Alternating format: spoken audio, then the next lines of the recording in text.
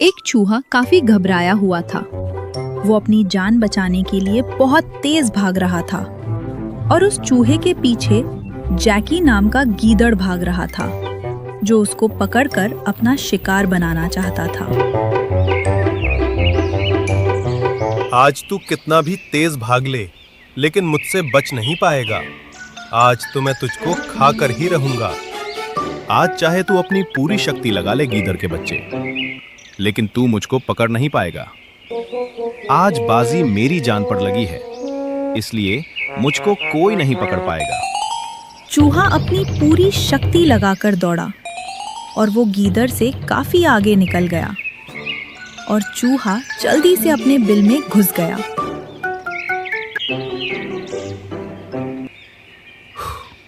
आज तो उस गीदड़ के बच्चे से मेरी जान बच गई, लेकिन हर वक्त समय मेरा साथ नहीं देगा, इसलिए मुझको सरदार से बात करनी होगी।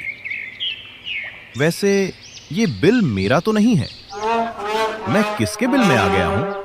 ये मेरा बिल है और तुम अपना मुंह उठाकर सीधे मेरे बिल में क्यों घुस आए हो? तुमको इस तरह से किसी दूसरे के बिल में घुसते हुए शर्म नहीं आती क्या? देखो उर्मिला, शर्म तो मुझको तब आती जब मैं शर्म करने लायक बचता। अगर मैं तुम्हारे बिल में नहीं घुसता तो वो गीदड़ का बच्चा आज मुझको खा चुका होता। अब तुम ही बताओ, मैंने तुम्हारे बिल में घुसकर कोई अपराध किया है क्या? बंटी, मुझको माफ कर दो। मैंने बिना वजह जाने तुमको उल्टा सीधा कह दिया। मुझको खुशी हुई तुमको जिंदा देखकर। वो जैकी गीदड़ बहुत ही ज्यादा खतरनाक है। तुम ज्यादा बिल के बाहर मत रहा करो। वो गीदड़ हमेशा चूहों पर ही अपनी नजर गड़ाए हुए रहता है। एक दिन वो मेरे भी पीछे पड़ गया था, लेकिन मैं भी उसको बड़ी मुश्किल से चकमा देकर अपनी जान बचा पाई थी। हाँ उर्मिला, अब इस गीदड़ का हम चूहों पर बहुत ज्यादा अत्याचार हो रहा है। इसके लिए हमको सरदार से बात करनी होगी। अब वो ही इस गीदड़ का कुछ हल निकालेंगे। हाँ बंटी, तुम बिल्कुल ठीक कहते हो। क्यों ना हम सारे चूहे मिलकर इस गीदड़ के बच्चे को मार डालें? नहीं उर्मिला, ये करना इतना आसान नहीं है। हम सारे चूहे इकट्ठा होकर भी इस गीदड़ का मुकाबला नहीं कर पाएंगे। हमको कुछ और ही समाधान निकालना होगा। गीदड़ निराश होकर खाली हाथ घर लौटा।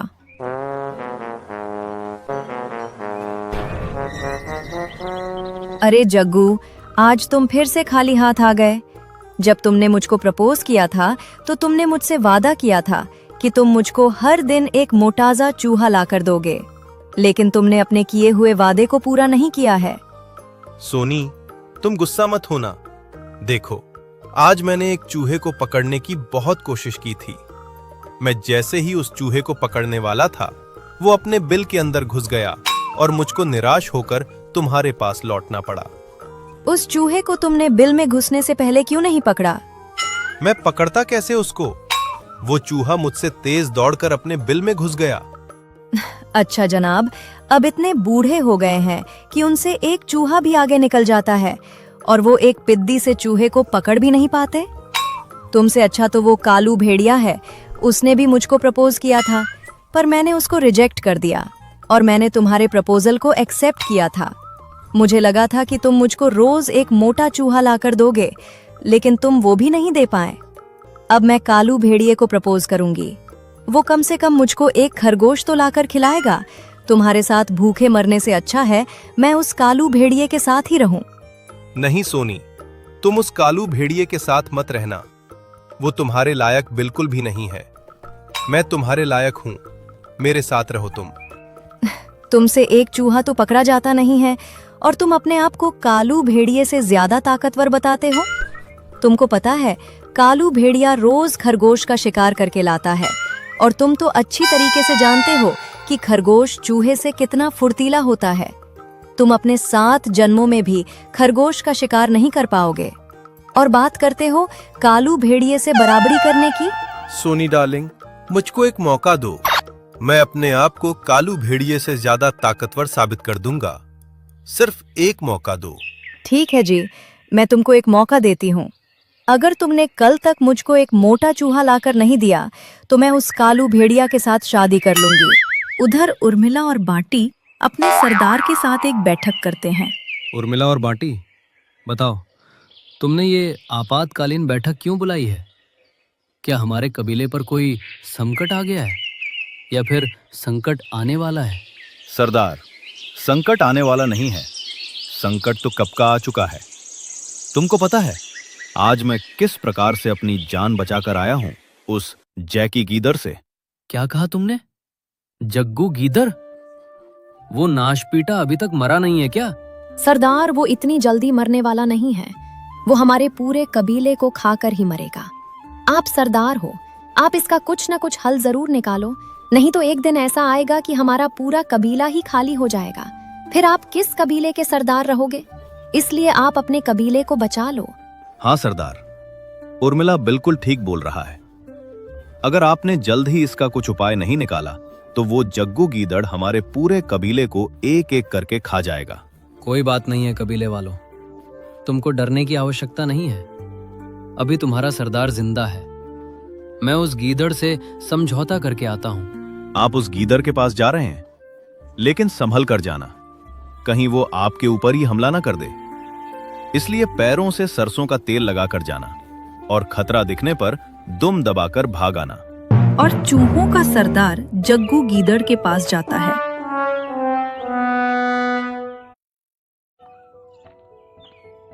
और दूसरी तरफ से गीदड़ भी अपने आप से बातें करते हुए आ रहा होता है। अरे उस कालू भेड़िए की वजह से सोनी भी अब मुझको भाव कम देने लगी है। कहीं ऐसा न हो वो कालू भेड़िए से ही शादी कर ले। आज चाहे कुछ हो जाए, आज मैं एक मोटा चूहा पकड़कर सोनी के पास लेकर ही जाऊंगा। और दोनों आमने सामने आ जाते हैं।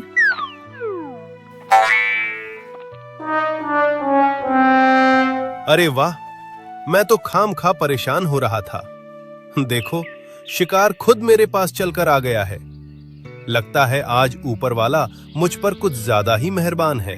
अरे ओ गीदड़ के बच्चे, वो सब तू छोड़, मैं तुझसे समझौता करने के लिए आया हूँ। वो मुझे बंटी और उर्मिला बता रहे थे कि तूने मेरे कबीले पर अपनी नजरें गड़ाई हुई है और तू मेरे कबीले के सारे चूहों को मारकर खाने की फिराक में रहता है। मैं सरदार हूँ उस कबीले का और मैं तुझको हुक्म देता हूँ, आज के बाद तू मेरे कबीले की तरफ ना आएगा और ना ही तू मेरे कबीले के चूहों का शिकार करेगा, समझा? अरे बस कर, तू होगा सरदार अपने कबीले का। तुझको नहीं पता है, आज मैंने सोनी से वादा किया है कि आज मैं उसको एक मोटाजा चूहा लाकर खिलाऊंगा। अगर आज मैं चूहा लेकर नहीं गया तो वो कालू भेड़िए से शादी कर लेगी, समझा तू? यहां बात मेरी जान पलट की है और तुझको कबीले की पड़ी है। आज मैं तुझको ही लेकर जाऊंगा। अरे ये हरामखोर तो आशिक लग रहा है। हाँ, लगता है प्यार में धोखा मिला है। यह तो मेरे समझौते को मान ही नहीं रहा है। कहीं ऐसा ना हो ये मुझको सचमुच ले जाए। अब इस उम्र में मैं यहाँ से भाग भी तो नहीं सकता। आज तो ये पक्का मुझको अपनी महबूबा का शिकार बनाएगा। अरे किस सोच में पड़ गया? वैसे भी तू कमजोर सा चूहा है। उसने मुझको मोटा चूहा लाने को कहा था, पर कोई बात नहीं है, तुझको ही ले जाता हूं। वो तुझको खाकर फिर मुझसे शादी करेगी और फिर मैं शादी के बाद रोज एक मोटा चूहा खाने को दूंगा। मैं तेरे पूरे कबीले के चूहों को धीरे धीरे अपनी महबूबा को खिला दूंगा और शुरुआत तुझसे होगी।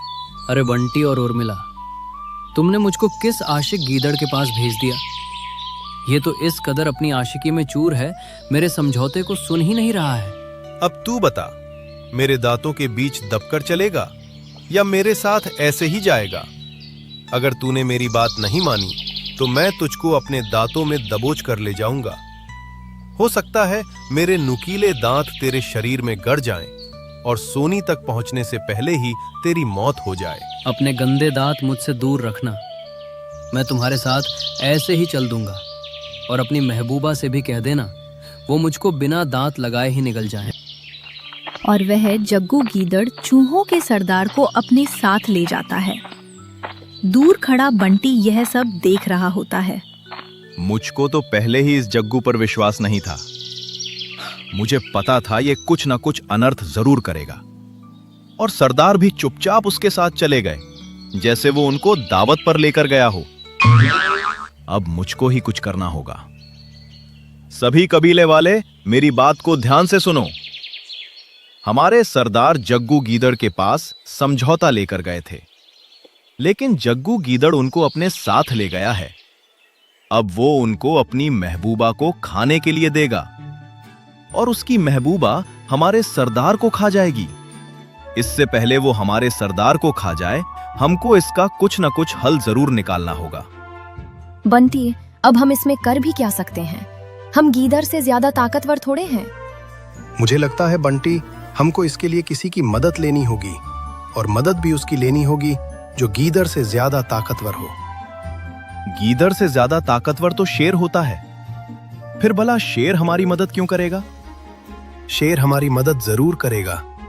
तुम जब बहुत छोटे थे बंटी, तब हमारे सरदार ने शेर की शिकारी से जान बचाई थी। क्या कहा? हमारे सरदार ने शेर की शिकारी से जान बचाई थी? क्या हमारे सरदार जवानी में इतने बहादुर और ताकतवर थे जो शेर की भी जान बचा डाली? किसी की जान बचाने के लिए ताकतवर होना जरूरी नहीं है। शिकारी ने जंगल के राजा शेर के ऊपर जाल डालकर उसको अपनी कैद में पकड़ लिया था। तब हमारे सरदार ने अपने नुकीले दांतों से उस जाल को काट दिया था और शिकारी के आने से पहले ही महाराज को उस जाल से मुक्त कर दिया था। और यही वजह है कि शेर राज हमारी अवश्य मदद करेंगे। अब हमको बिल्कुल भी विलंब नहीं करना चाहिए। शीघ्र चलो महाराज शेर के पास। और सभी चूहे इकट्ठे होकर जंगल के राजा शेर के पास गए।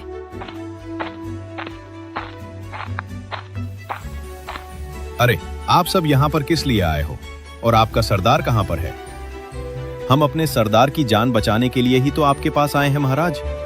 वो जग्गू गीदड़ हमारे सरदार को उठाकर ले गया है और वो उसको अपनी महबूबा को खिलाने वाला है, इससे पहले उसकी महबूबा हमारे सरदार को खा जाए। आप हमारी मदद कीजिए महाराज। क्या कहा? मेरे प्रिय मित्र को वो जग्गू गीदड़ उठाकर ले गया है। उसका इतना दुस्साहस कि उसने इतना भी नहीं सोचा कि कबीले का सरदार जंगल के राजा का परम मित्र है। तुम चलो मेरे साथ। और सभी चूहे राजा शेर को लेकर गीदड़ के पास पहुंचे। देखो सोनी डार्लिंग, मैं तुम्हारे लिए एक चूहा लेकर आया हूं। आज तुम इसको खाकर बताओ इसका टेस्ट कैसा है, और फिर तुम कभी भी मेरे सामने उस कालू भेड़िए का नाम मत लेना, समझी? मैंने तुमसे मोटा चूहा लाने को कहा था, लेकिन तुम तो ये बूढ़ा सा और कमजोर सा चूहा लेकर आए हो। कोई बात नहीं है डार्लिंग, आज तुम इसको खाकर अपनी भूख शांत कर लो। कल मैं तुम्हारे लिए एक मोटा और हष्ट पुष्ट चूहा लेकर आऊंगा। वैसे तुमको मैं एक खुशखबरी बता देता हूँ, ये चूहा कोई मामूली चूहा नहीं है, बल्कि चूहों का सरदार है। अगर आज तुमने इसको खा लिया तो इसके कबीले में कोई भी सरदार नहीं रहेगा, और मैं इसके पूरे कबीले को तुमको खिला दूंगा धीरे धीरे। अरे ओ गीदड़ के बच्चे, तू अपनी प्रेमिका बना रहा है या उसको डायन बना रहा है जो उसको चूहे खिला रहा है? अरे कोई अच्छा सा सामान खरीद कर खिला। वैलेंटाइन डे आने वाला है, कोई चॉकलेट लाकर दे या कोई मीठी चीज खिला। कोई चूहा भी खिलाने की चीज है। महाराज, आप यहाँ पर किस लिए आए हैं? कोई गलती हुई है क्या मुझसे? गलती तो तुझे बहुत बड़ी हुई है। तू नहीं जानता तूने जिस चूहे को उठाया है वो कोई मामूल चूहा नहीं है। पहले तो वह चूहों का सरदार है, ये तू अच्छी तरीके से जानता है। और दूसरी बात, वो मेरा परम मित्र है, ये तू बिल्कुल भी नहीं जानता। तेरे लिए और तेरी महबूबा के लिए यही अच्छा होगा कि तू मेरे परम मित्र को मेरे हवाले कर दे और अपनी महबूबा से कह दे कि अपनी डाइट बदले। अगर उसने एक भी चूहा खाया तो मैं उसको जान से मार दूंगा, समझा? और तू भी समझ ले, तू महबूबा बन, डायन मत बन जो तू ये चूहा खाने का शौक रखती है, बिल्ली कहीं की। माफ करना महाराज, अब से मैं कभी भी चूहा नहीं खाऊंगी। चूहा ही नहीं, मैं किसी भी जानवर को नहीं खाऊंगी। आप जैसा बोलोगी मैं वैसा ही करूंगी। मैं तुझको 2 शर्तों पर ही माफ करूंगा। तुझको मेरी 2 शर्त माननी होगी। हाँ बोलिए महाराज, मैं आपकी हर शर्त मानूंगी। मेरी पहली शर्त है, तू ये मांसाहारी भोजन नहीं खाएगी। तुझको एकदम शुद्ध शाकाहारी होना पड़ेगा। और मेरी दूसरी शर्त है, तू जग्गू से ही शादी करेगी और कभी भी कालू भेड़िए का ताना जग्गू को नहीं मारेगी, समझी? ठीक है महाराज, मैं समझ गई। आप जैसा बोलोगी मैं वैसा ही करूंगी। आज से मैं कालू भेड़िया की तरफ देखूंगी भी नहीं और जग्गू को ही अपना पति परमेश्वर मानूंगी। ठीक है, तो जग्गू, अब हम अपने सरदार को लेकर चलते हैं। और राजा शेर अपने सरदार को लेकर वापस आ गया।